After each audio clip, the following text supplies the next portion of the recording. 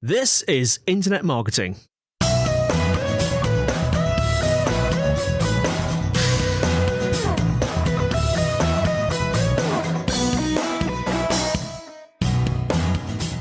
Hello and welcome to the Internet Marketing Podcast brought to you by Site Visibility. Today with me is Jordi Romero, CEO and founder of Factorial HR. And we're going to be discussing hidden ways that HR can help you grow your business. And I'm really excited to talk about this topic.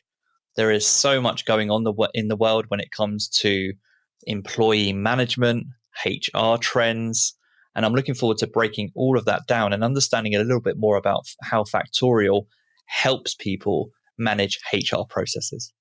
So we'll get into so many details about HR processes behind the scenes at Factorial and the ways in which HR can help you grow. Maybe some of these things that we discussed today will be unexpected. But before we get into all of that, Jordi, welcome to the podcast. Do you want to take a moment to introduce yourself to our listeners and describe more about what you personally do, your role at Factorial HR, and then what Factorial is all about? Thank you, Scott. Yeah, I'm glad to be here. Thanks for inviting me. So I'm Jordi, CEO and founder of Factorial. We are an HR software startup, and our goal is to help small and mid-sized companies all over the world to be able to take care of their employees and be smarter as an organization, right? So what that means is being able to take decisions based on data instead of having to rely entirely on intuition. And my role, as you described as a CEO, is basically leading the company. We are 200 people right now, and that means that my role changes very fast with the headcount of the company and the growth of the business. I used to be the first developer next to my co-founder and the CTO, so we were building the first version of the app together. Now I'm mostly leading the executives in the company. I'm helping with fundraising, on setting the company culture and making sure it scales, welcoming every single employee, team member, talking to outside partners, the press, and other factors that are not just running the business from inside. Which I rely on a great team of 200 people right now that take care of most of the day to day. And so I know you've got a background in computer science. I believe was that your degree in computer science? Yeah, correct. Yeah, and I've also seen that you're interested, and we'll probably talk about it today. It's about capital, raising capital and investment and just startup culture in general. But we were having a pre-podcast recording conversation about a week ago, and we started to touch on this topic about, really how Factorial came to fruition as a company, your background, your experience, and the key thing that really led you on quite a passionate rant, which was very exciting at the time. And we said, hey, let's save this for the recording. Was when you started to talk about data-led cultures. This seems like an area that's really important to you. And so I wanted to pick that conversation back up for the start of this podcast and maybe going back into your background a little bit and talking about some of your earlier roles. And as part of this conversation, thinking about the origin story of Factorial HR, can you maybe describe what it was about some of those early working cultures and the lack of data that impacted you and how it impacted you? Yeah, no, absolutely. And I think that's very relevant to how and why Factorial came to be. So I'm a computer engineer, as you mentioned, and this is not our first company. So we're three founders, and the three of us had different companies in the past. And actually, three of us are engineers, which means that we had to learn every other function, in the job. So when we started running, for instance, a sales department, then the first thing we did as engineers is try to figure out the system, right? Then we said, okay, we need to, get a bunch of leads and we need to talk to them, and some of them will become customers. So we started tracking that on Excel spreadsheets, and then eventually it's like, okay, that just doesn't grow with us. We need something more sophisticated, and we looked at CRMs. And CRMs were not just better than spreadsheets. They actually gave us, so in this case, Salesforce, gave us market insights, right? So it told us how profitable customer acquisition channel is and how long should it take or can it take to close a customer, and which rep is selling more and faster than other reps. So the impact that this data had on us as a business, and particularly as new leaders that were learning on the job, was dramatic. Then we looked at similar stuff when we started doing marketing automation, and there was a lot of data and a lot of insights that could be extracted from tools like Marketo or HubSpot. And even customer support with a solution like Zendesk. So this was at Lightning. Is like, okay, great stuff. We have good partners for when we need to learn these new functions, and it's helping us grow as leaders and as businesses and as organizations. But then we kept thinking, what's the most important thing for us and basically for any other innovation company. So what's the critical part here is the talent that we're able to attract, to develop, to train new skills, to organize, to compensate fairly, to let go if it's not working out. So all of these people decisions tended to be the most impactful decisions. And we were completely flying blind there. We had no partner, no visibility on why and what was going on. So we were just relying on our gut feel. And then we started looking for solutions, and we couldn't find any decent solution. There were like Oracles and SAPs and stuff like that. But we were a 70 people company. There was no good solution for us. So we said, you know what, we need to solve our own problem. And also there is a huge market that is waiting for a solution like this. And our current traction, it's proving us right. There is a pain and there is a lot of people waiting for a solution like ours. And that's why we were able to grow. That's really interesting. So can you remember, thinking back for me, about the start of Factorial HR, and maybe talk me through that process of, so you've identified this gap. I want to say a gap in the market, but it's also an emotional gap as an employee. I imagine it must have been frustrating to be on the receiving end of this. And like you said, feel like you're flying in the dark and you don't really know where you're going. You haven't got any data to form your direction. So maybe can you talk me through those early processes, and maybe it's relationships with your partners as well and some of your early employees. How did you get Factorial HR off the ground? Do you remember that process? Yeah. So going back to your earlier question about the frustration, I think it's the right word, right? So as an employee, there are many frustrations, like, people not knowing if and when they're allowed to take vacation days. And as a manager, forgetting how much their team members are making and needing to go ask HR. It's like, how much is this person making again? I want to give them a raise, but I don't know if that's going to create, a conflict with some other people in my team. So all of these tiny, hugely important details were completely hidden for the employees and for the managers and, for business executives and owners such as ourselves. So these frustrations were all over the place. And it was like, okay, so the first thing, there needs to be a database, there needs to be a system of record, and then people need to use it. So it needs to be easy to use and so on. So that was one of the main trends that we detected when we decided to start Factorial. And the way we went about it is, so Pau, Bernat and myself, as I mentioned before, we're all engineers and we had previous startup experience, leading our own organizations. So what we did is like, okay, we put some of our savings together and we built an MVP. And we're just going to see if it flies. We're going to put it in front of companies, HR leaders in small organizations, mostly friends of ours at the beginning, who had companies, and see what they tell us and if they use it and if they recommended it. And that was the beginning of a process that led us to, okay, so there is a pain, they're using it, they're recommending it, we need to make money. How do we make money? That took us a couple of iterations. We tried with different business models, and we eventually settled in the pure B2B SaaS business model, which means that we charge a recurring fee per employee per month, and we can charge either monthly or annually, but it's basically a few euros or pounds or dollars per employee per month. And how much does the current version of Factorial HR differ from those initial prototypes? I'm really interested to know, were there any features or functionalities of what started out as Factorial HR that we don't see today? Or on the flip side, things that maybe have come to the forefront at Factorial HR that just were not on your radar at all when you first started out? Yeah, I mean, most of the stuff we have now, we didn't have when we started. I would say the common piece is the employee database, right? So that's at the center of everything we do. And that we built pretty quickly. And most of it is still there. And it still looks pretty much like it used to look back then. And then the other thing is how we build the product. And this needs to remain stable because it's key. And it is a product that's very intuitive, easy to use. It's even fun to use, which is rare for an HR. So HR anything, everything that's HR is kind of ugly and scary and boring. You don't want to be invited to a meeting with HR because you fear they're going to fire you.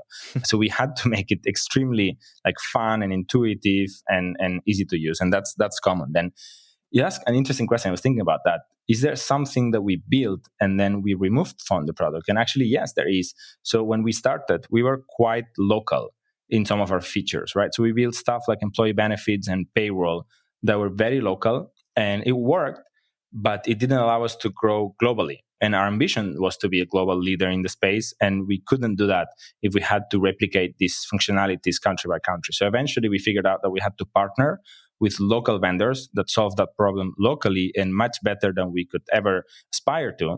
And we did that, and successfully we were able to grow, and now we have customers in over 60 countries.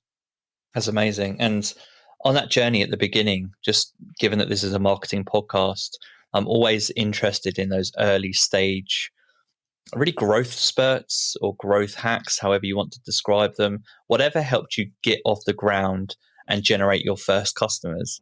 So taking your mind back then, can you explain to me and our listeners, how did you get a Factorial HR off the ground and get it out there to the world? Who were your first customers? Yeah, how one can never forget the first customers and what it takes to get them, and hopefully be able to keep them for many, many years, and they become friends eventually because they help so much in the creation of a business. The first person that trusts you with their money as a customer, and the first employee, and so on. This is critical. So yes, I remember the first ones were basically pure outbound. So reaching out to people via LinkedIn, email, and 10 at a time, we would get 0 to 1 to 2 customers, and that just gave us so much work in the product that then we had to go back to the cave because we didn't have like different teams, right? It was us either selling or building. So we sold a little bit, and then we went back to building all of the stuff that those early customers told us, and that took us to maybe 50 customers. But luckily enough, since we had previous experience, we didn't stop there. And very early on, we started the content machine. So we started a blog very, very early in the life of the company that was just, I think, maybe 3 or 4 blog posts a week on HR-related stuff, because we realized that HR people don't typically have HR degrees, right? They're kind of generalists who have to figure out a lot of stuff, and they go to Google. So if we were able to produce enough quality content that they would eventually find us, then we can get their email addresses, we can put a cookie there, and eventually do retargeting. And that led to our main growth engine, which is inbound marketing.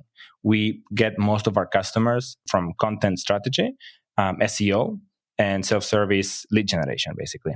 And I'm just interested to know, was localization a part of your initial strategy? So one of the great things about a SaaS product is, of course, that you can really target any location, but there is a lot going on behind the scenes, and particularly with HR in different cultures. I'm just really interested to know about your localization or internationalization strategy and how you decided which markets to target.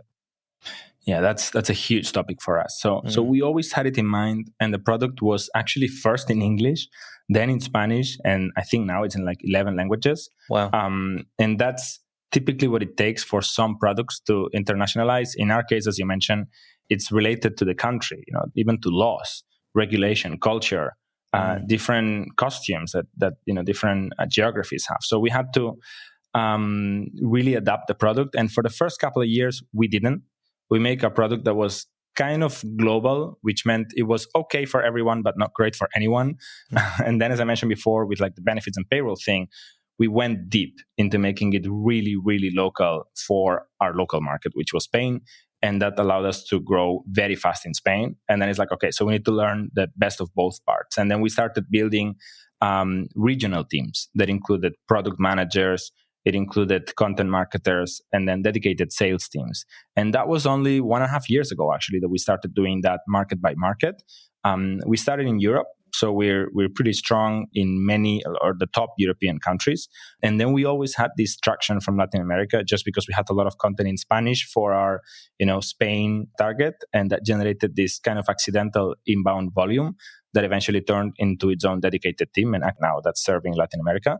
And then rest of the world, the US, Canada, Australia, India, other countries where there are businesses that speak English and that we might not have localized our product for that country, but they find it good enough for them. And, we're not huge there, but it helps us learn about the market.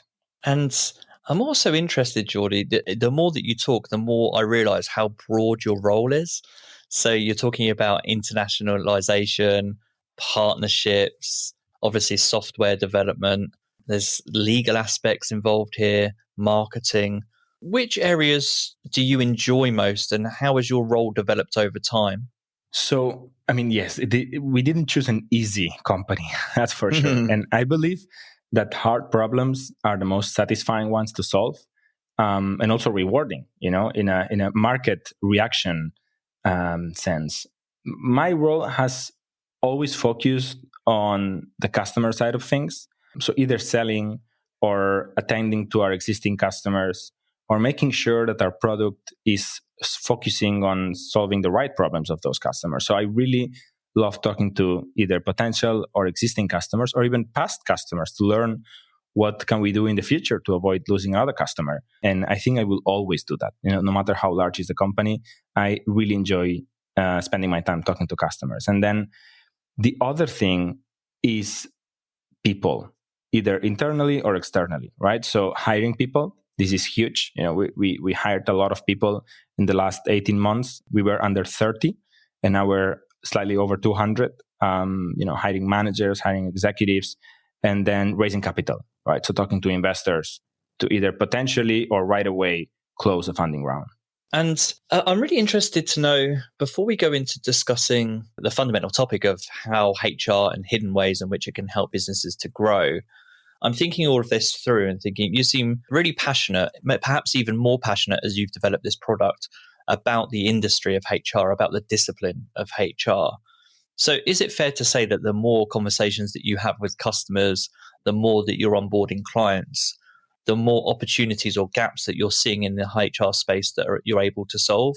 The way you're talking, it seems like you're not only your business knowledge and your ability to grow Factorial HR has grown, but maybe your passion for HR in general has grown. Yeah, absolutely. I think it helps you build this empathy with customers. So we had this original vision, which is still the core of what we do, right? Which is allowing small and mid-sized organizations to make smarter business decisions by having access to data. That didn't change. But we didn't do the job of an HR person before, right? So we kind of understood what they did, but not how they did it. And it's so painful to see HR people working. They're so understaffed. They don't have resources. They don't typically have a budget.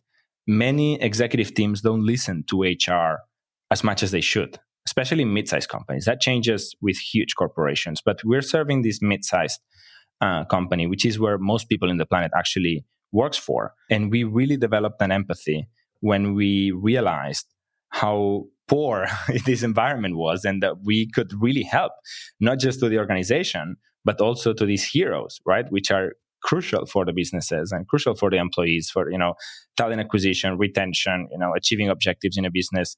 And they were being mistreated, or they are being mistreated. And we try to change that by first of all, empowering them with our technology. But also in each sales conversation, I always like to talk to management as well, not just the HR person. I usually ask that they invite the CEO or the COO or CFO, depends on how large the company is, and make sure that they understand that this job is really important and that this job can affect the revenue and the profit and the growth or whatever this organization is focusing on. So that first of all, they get a budget to spend in technology and buy a product like ours. But also that in general, they take them more seriously. And this is something I wasn't aware of when we started the company. I really developed that empathy and that insight into this part of organizations the more I talked with either potential or existing customers. That's excellent. I want to pick that point back up as we get into this next section. So I'll keep that top of mind because that aspect of empathy, I think, is really important in the world of HR, but particularly in online HR or through software. So we'll come back to that point. But actually, everything that you were just discussing there is a nice transition into, the aspect of helping businesses to grow through HR data and metrics. And when I think about this, so I'm pretty technically savvy, use a lot of software, SaaS products, and I roughly know what's measurable.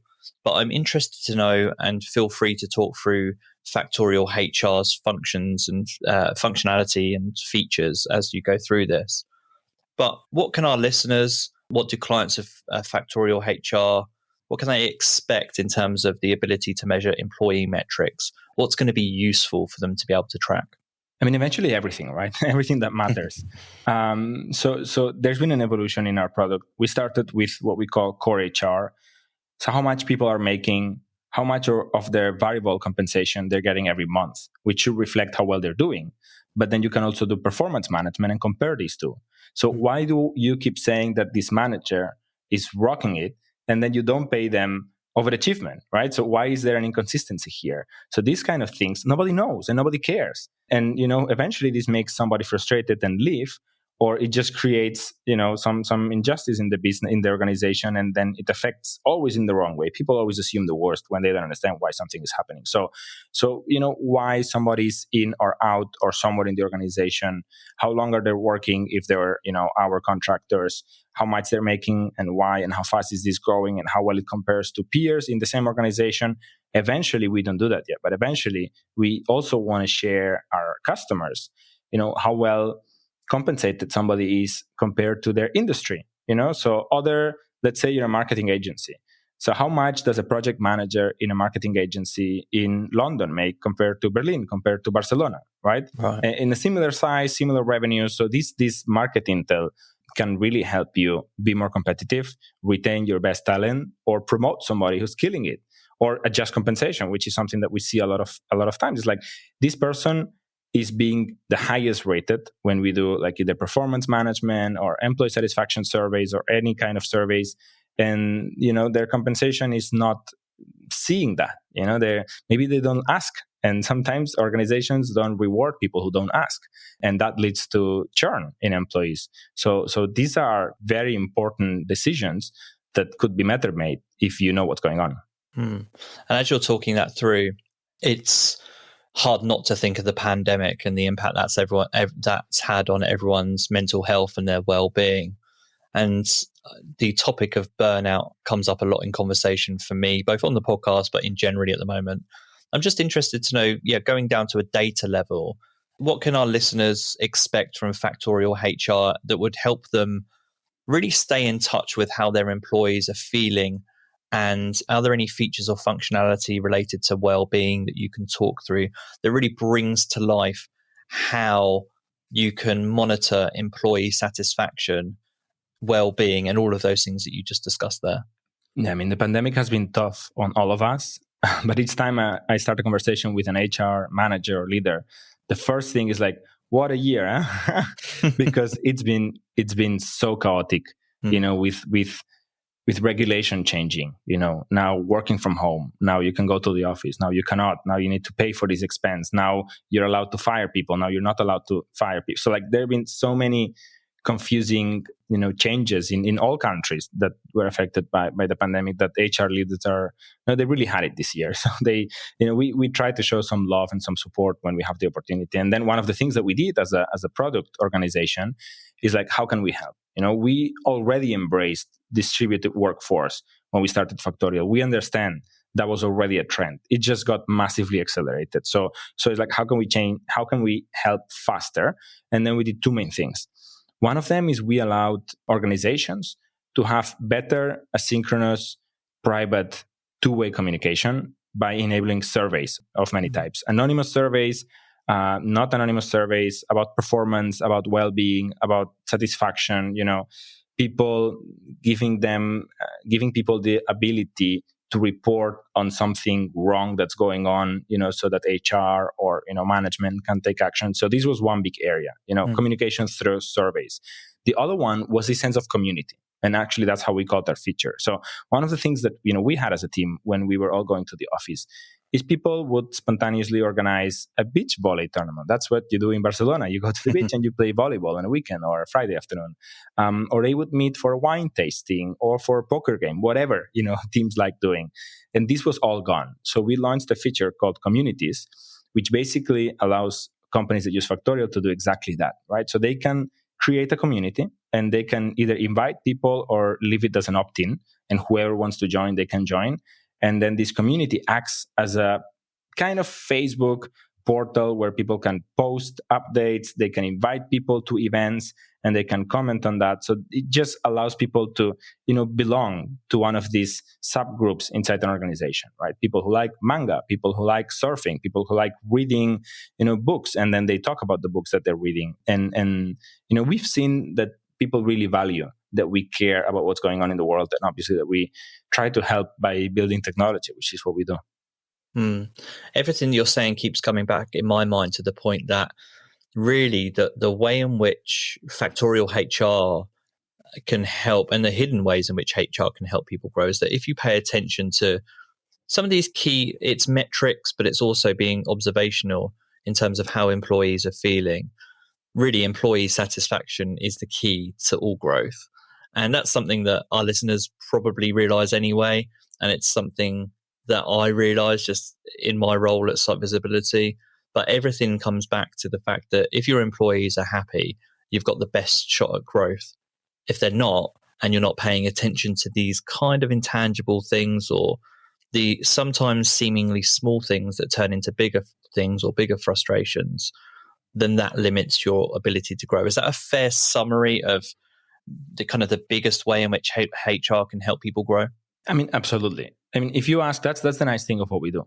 If you ask any business owner or manager, is it important for you to know what's going on in your organization so that you're able to take action and help your company grow? Is it important to know that people are happy and productive and motivated?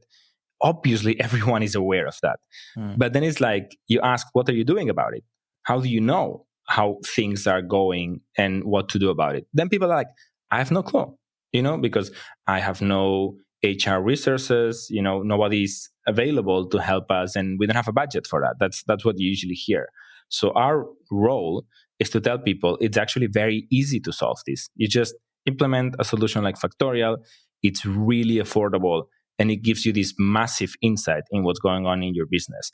And if you can just make one person more motivated, more productive, retain a key employee, let go somebody who is dragging you back, like whatever it is that you can take action in the first month pays for the next 5 years of Factorial's, very cheap license. So it's an easy sell in this sense once we're able to tell this story to companies. So hopefully this podcast helps tell this story to somebody who's looking for a better way of running their company.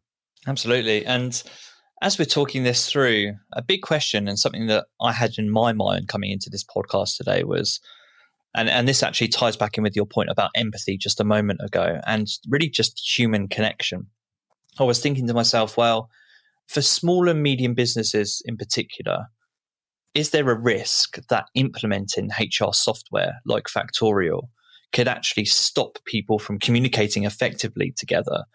Does having a software solution prevent that human connection? And I'm really just interested to know whether you've come across that question, and has that ever come into play in any of the businesses that you've helped when people start to look at Factorial HR as a solution to share their problems, share their dilemmas, give feedback, which actually they should be giving maybe face to face? Yeah. The last point you made, I think, is key. So we use Zoom and Slack a lot in our organization, right? And I think those take away opportunities for really meaningful conversations face to face, right? So in my experience, using more Zoom or video conferencing in general and using more Slack or business chat in general does remove opportunities to spend quality time face to face. If you think about what people do in Factorial, this is mostly the more work stuff. It's like if you have a one-on-one with an employee, manager employee, should they be speaking about if they're allowed to take 5 days of vacation for, over Christmas, or, when's the next salary raise due? Or should they be talking about, what motivates you? How can I help you get there faster? Like this kind of meaningful conversation. So the way I see it is if you remove the bureaucracy, the admin work, and you let some software take care of that, and then you allow them to see, it's like as a manager, it's like, I see your motivation score in these surveys has gone down the last couple of quarters. Do you want to talk about that? It actually opens the opportunity to have this conversation by first removing the non-value add kind of more admin stuff, and then exposing some insights that might, give you a chance to talk about something meaningful, such as motivation, happiness, relationship with their peers, whatever is going on that can be exposed through one of the features that Factorial offers. Yeah, that's really interesting. I mean, in general, the topic of productivity and efficiency has come up a lot on this podcast. And my question, which I always smile at when I talk about, is that, if people are saving time, where are you spending that time? And are you spending that time effectively? So what I'm hearing as you're talking, Jordi, is that Factorial, if you implement Factorial, you can save yourself a lot of that admin time, which then you can utilize that time to make better, more meaningful, deeper connections with your employees, pay greater attention, be more observational, pay attention to the data, and use that to just form better working relationships. Absolutely. I subscribe that 100%. And As you're talking all this through and you're providing examples about how Factorial can help businesses grow and help monitor employee satisfaction and help that process become even more seamless, I'm just interested to know, are there any favorite examples that you've had from your time at Factorial so far that stand out to you where companies have really just done exactly what you've just said? They've implemented Factorial and it's kind of revolutionized the way in which they approach HR, both from an efficiency standpoint, but also anything on the employee standpoint where it's helped them develop more meaningful, deeper relationships.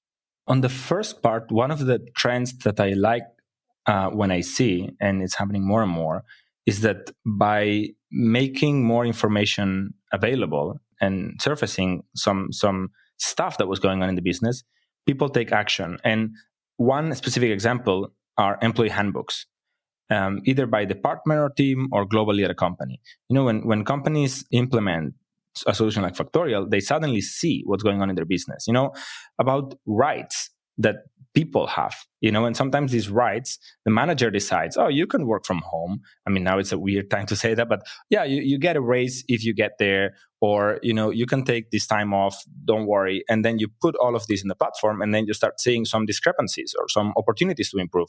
And then they think about it and they create a handbook. And this handbook is not just, it's a great practice to create an employee handbook, and it helps HR know, what's allowed and what's not and why. But this gives so much peace of mind to employees when they understand why the policies are what they are and what was the thought process behind that. And it just has a tremendous impact in the satisfaction, happiness, and acceptance of many, many policies. It's not just because, it's like, this is why. And we can even make it nice with an illustration or a video of the last team event that we did. And that's why we do one event every quarter, and that's what we expect to get out of this event. And what's the expectation for you as a manager on motivating the team to join the event, to give an example. On productivity, it's harder to measure. One of the biggest questions of our generation is how to measure productivity besides currency, like money in, money out. This is the only way I know of measuring productivity, but that's just too simplistic. So I would say I still don't know how to answer what's the impact in productivity, because I don't know how to measure productivity. Actually, thinking it through, I'm assuming that you use Factorial at Factorial. How big did you say your team were now? We are 200 people. So 200 is a sizable user base for things like user testing and rolling out new features. And it's only really just come to mind, but do you use your own employees as a kind of a test bed for new features and functionality for Factorial? Do they support you in the development of the platform and new features that are rolled out? Yeah, absolutely. We always roll out new features to us, as the first group of beta testers is us. And then it's great because you start seeing in Slack, it's like, hey, this odd thing happened, or I don't understand this copy. I don't understand this message. What does it mean? And this lets us polish the product. And then we have other groups of not beta testers, but early adopters, companies that we have a relationship with that are willing to use a product before the last layer of paint, of finish. And then we also open it to them, maybe only for 1 or 2 weeks, sometimes for a month. And then we ask them, we send surveys, and then we use that information to add the last layer of polish to the product before we release it to the thousands of customers that we have. And I'm going to put you on a spot a little bit here, and hopefully your employees will enjoy this if they listen. But I'm interested to know, Jordi, of any metrics, any data, any information that's been shared via Factorial that you've paid attention to that you can share on this podcast and say, well, actually, that made a huge change to how we operate in our business. So is there anything that stands out to you perhaps more recently where you can say, actually, it came from employee feedback or team feedback and it changed something significant in your business? Yeah, so the latest example I can think of, and it's actually very recent and very relevant, is we rolled out what's called ENPS, Employee Net Promoter Score, which is this 0 to 10 question. Would you recommend Factorial as an employer to your friends? And in this case, colleagues doesn't make sense, but basically to your friends. Yeah. And then people rate from 0 to 10. And then they leave comments on why they rated what they rated. So we did this. It was anonymous, but then we could segment it by team, and it did give us insight on some teams that were not as satisfied, and we could then talk to that manager or to that manager's manager and say, watch out, something's going on. This team, compared to others, is not as excited to be working here as other people. And then we actually took action and we helped that manager do better one-on-ones and ask better questions. And then, hopefully when we do it, actually, we just released the next quarterly survey, I think yesterday. So in a few days, we should have enough responses to evaluate the results. We should see an improvement in that team. And maybe we realize another trend, right? So that's the numeric part. That's the data thing that you specifically asked. But then the second thing is the number is much more useful when it comes with information, right? So you can also look at what people say when they rate higher or when they rate lower, and what the topics are. You can even do like a word cloud. This is a very old visualization trick where you just kind of make words that are repeated more often bigger in a diagram, and then you can see what people are talking about when they're very happy. Or what people are talking about when they're not so happy, and then think of initiatives to improve that. That's a perfect HR initiative that can be reacted on very quickly and measured again in like a month or two. It must be really addictive as a CEO of a company. You're in HR, you've got 200 employees. It must be really addictive, and you must have to have a level of self-discipline to not go in and check the data every day. So I'm just interested as we close this section out, what are the metrics that you as a CEO of a HR SaaS company pay attention to? So the most useful one is variable compensation, right? Because that's a mirror of how well we're doing. And if it's not, it's a good alert that something needs to be changed in the compensation policy. So knowing which sales reps are getting under or over 100% of their sales commission gives you a much faster answer to how well you're doing than many other Salesforce or HubSpot or other tools reports. So that we use very, very much. And also it helps you understand, is this person due for a promotion? They keep overachieving and they've had the same compensation for a long time. So variable compensation in general gives you a very, very good sense for how well things are going, either individually or as an organization or as a team. In our case, we're large enough that we'd look, region by region and department by department. Tying back in with our podcast title, the topic of retaining your top performing staff is such a critical element of growth. So that makes a lot of sense to me in terms of what you've just said, and making sure you're keeping an eye on your top performers and those that are doing well, making sure they're suitably compensated for that, and retaining your happy and top performing employees. It's obvious, but it can go under the radar, particularly with these touch points. You just talked about quarterly surveys, I think. Yeah. But, sometimes, as we know, just life passes by really fast. And if you're not paying attention to those metrics, 3, 6 months, 9 months, an employee could be sitting there thinking, I'm putting in all this hard work and it's not been recognized. And I think particularly as a CEO or business owner, you're looking very long term. And so it's easy to forget some of those short-term performance gains that some employees are making. And it sounds like that's just one way to stay on top of that. Correct. You mentioned earlier at the beginning of the podcast about the fact that you really like talking to clients and just talking to people in general about the topic of HR, which again is why we're recording this podcast today. And I'm thinking you spend so much time in this industry. I'm interested to know the trends in HR that are coming up regularly in conversations for you. So whether it's business owners or whether it's HR professionals, what are some of the key topics and questions that people keep asking you, or that you've just observed that keep coming up as hot topics in the HR industry at this time? I think one of the biggest trends that we see and that we support is that HR stops serving people, stops being like the secretary of everyone. Even of employees, sometimes it generates these weird dynamics where people just demand things from HR. And we're luckily moving away from that and going into HR, helping managers do their job better as a manager. So, starting with recruitment, some companies, especially older companies, see HR or a talent acquisition team as an agency, right? So a manager says, give me 2 customer support reps by next Monday, and don't be late, and make sure they're cheap and good. And then they're back and they wait until next Monday to see what they get. And that's terrible. That's obviously not the recipe for success. So what we like is, seeing a manager that goes to HR and say, I need to hire two sales reps, two customer support reps, the sooner the better. And, I have a challenge with gross margin. So it would really help the business if they're not too expensive. So what do you think is a fair compensation? How fast do you think we can get them? And can you help me write a good job offer and screen the first candidates, right? That's a much more productive conversation. And that's not just in recruitment. That has to do when, somebody wants to change a salary structure or organize a team event. Don't just do it on your own, or don't just delegate it to HR. Actually work with HR as a partner and do it together. That's a massive trend that we are seeing and that we're actually empowering also with our product. When we do things a certain way, we try to, insinuate to our customers that that's a better way of doing it and that they should include both the HR person and the manager in such processes.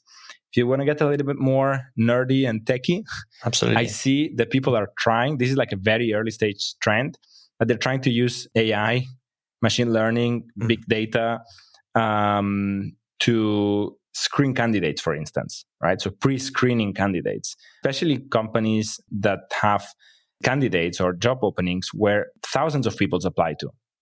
Then it's really hard to go through thousands of applications and CVs. So they're starting to use some artificial intelligence there to pre-screen some potential fit candidates there that then HR can do a proper screening and then managers can do a formal interview process. And I think that makes sense for some profiles, but I've seen this wrongly used in other roles, such as, tech talent, where you don't typically have thousands of applications to go through. And people would simply get offended if they don't have, personal one-to-one treatment by the hiring manager directly, not even HR. So it's tricky to make sure not to use certain tools or ideas the wrong way. Do you have any plans at Factorial to implement AI and ML in what you do? And I think back to what you were sharing earlier about goals, for example, about looking at employee compensation based on location, or perhaps just recognizing patterns across different types of employees, across different types of sectors. So yeah, do you have any plans to utilize AI and ML to drive anything at Factorial? That's exactly where. So I don't know exactly which technologies are going to be required there. There is data. I don't know if it's big data, but there is definitely a ton of data. Yeah. And it needs to be made uniform, right? Because everybody writes a job title in very different and creative ways. And we need to be able to understand that they actually mean the same. So there is some pattern matching and some data aggregation that needs to be done. And that is, we believe, going to add a ton of value to our customers. So that's the area where we are probably going to innovate more with cutting edge technology. And going back to what you were just saying previously, it sounds like there's maybe a change in the HR industry, or at least Factorial, you're trying to help support a change from... actually, it's going back to earlier in the episode, you talked about making HR fun. And it's funny because that's one of the things that I was thinking about coming into this episode, is that I think for a long time, at least in my experience and in marketing, HR is seen as what you described previously. It's, whenever HR comes up, it's typically for a negative reason, maybe.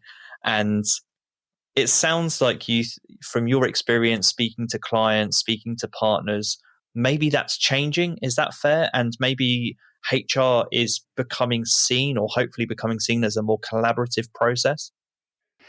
We have a long way to go. I think it's starting to change. So very few people embrace that new world. We're trying to do our job there, and I couldn't even say that all of our customers are there. And we are tiny compared to the whole industry, right? So we have thousands of customers, but maybe half of them are really betting on this future. The other half, we still in the process of helping them understand their role in the company, and precisely by providing them with data and insights and helping their bosses make better decisions, will help them earn this respect and trust from the organization, that then they can believe that they can do more than just solving ugly problems, which is what they've been doing for decades. So there is hope. We're going to get there, but it's going to take a while. And just on that note about the future, we talked a little bit about AI and ML and some of the developments at Factorial there. But looking into the future, I'm always interested, and I'm sure our listeners and some of your prospects and clients are too, to know what the future holds for you. So, we'll have your website in the show notes, and people can go check you out and see your existing features and functionality. And we've talked through a lot of that today. But what's on the horizon? And that's both for the software, but also, Jordi, for you and the problems that you want to solve in HR. What does the future look like for you? I mean, the future is very exciting. The first thing that brings is growth. We're growing a lot. Actually, the UK was our fastest growing market this last few months, and we're putting a lot of attention to that market because we see a lot of mature businesses are completely underserved when it comes to technical partners like ourselves to help them make better decisions. So we're very excited about growth, getting more customers, getting customers from more parts around the planet. That's really exciting. And when it comes to the problems that we're solving for those customers, our ambition is to be all in one, right? And all is a lot of things. So we keep working very hard in adding more things to this all. We recently added, as I mentioned, these surveys, these performance management tools. We added this community solution. We are also looking at adding more powerful data visualization tools so customers can ask more sophisticated questions to the data that we host for them in Factorial. And we're also adding new creative ways of doing things with the application, such as mobile. We have face recognition. We have a lot of different tools that companies can use to interact with the solution in either new COVID-related circumstances or just to serve more industries and newer ways of solving old problems. Excellent. And that's something to look forward to. And there's been plenty that you've shared today, which I look forward to. And particularly in closing, thinking about that, maybe hopefully that change in approach towards HR. And thanks to you, Jordi, and for your team for kind of leading some of that change and making HR more fun, more seamless, and more efficient. Before I let you go, do you want to let our listeners know more about where they can find out more about you, Factorial, and anything else that you want to share? Yeah, absolutely. We actually came up with an exclusive offer for listeners to this podcast. So if any listener wants to know more about Factorial and get 1 free month plus a free HR consultation with one of our experts, they should go to factorialhr.co.uk/site visibility. And there, our audience can hear more and see more about our product and even try it out and get some free stuff, which is always good. Wonderful. Any social media for you or Factorial that you want to share as well? We're everywhere. So Instagram, we have a lot of content on YouTube, actually. So Instagram, YouTube, our webpage, Twitter, Facebook, we're in all the usual places, LinkedIn as well. So go to our website and you'll find links to everywhere. And if you're willing to take your time and learn more about HR, not just about Factorial, but HR in general, just go there and start browsing our resources section and you'll have a lot of content to learn stuff. Jordi, thank you so much for your time today. This has been the Internet Marketing Podcast.